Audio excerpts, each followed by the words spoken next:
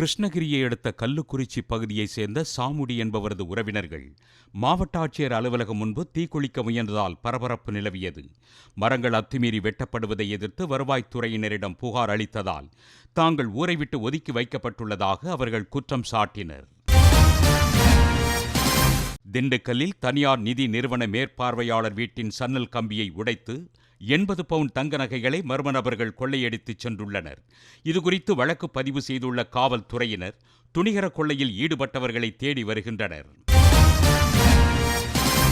மேட்டுப்பாளையம் அருகே உள்ள பில்லூர் அணைக்கு செல்லும் வழியில் உள்ள குரவன்கண்டி மலை கிராமத்தை சேர்ந்த ஸ்ரீரங்கன் என்ற முதியவர் யானை தாக்கி பரிதாபமாக உயிரிழந்தார்.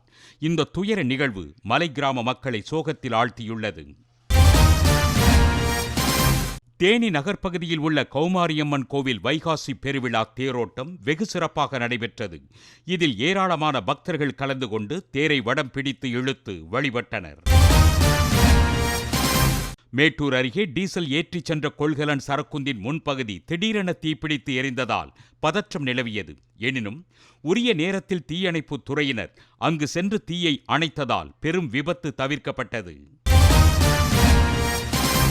சுங்கச்சாவடிகளை தமிழக அரசு ஏற்று நடத்த வேண்டும், நெடுஞ்சாலை பராமரிப்பு துறைகளில் கிராமப்புற இளைஞர்களுக்கு பணி வழங்க வேண்டும் என்பன உள்ளிட்ட கோரிக்கைகளை வலியுறுத்தி அரியலூரில் தமிழ்நாடு நெடுஞ்சாலைத்துறை சாலை பணியாளர் சங்கத்தினர் ஆர்ப்பாட்டத்தில் ஈடுபட்டனர்.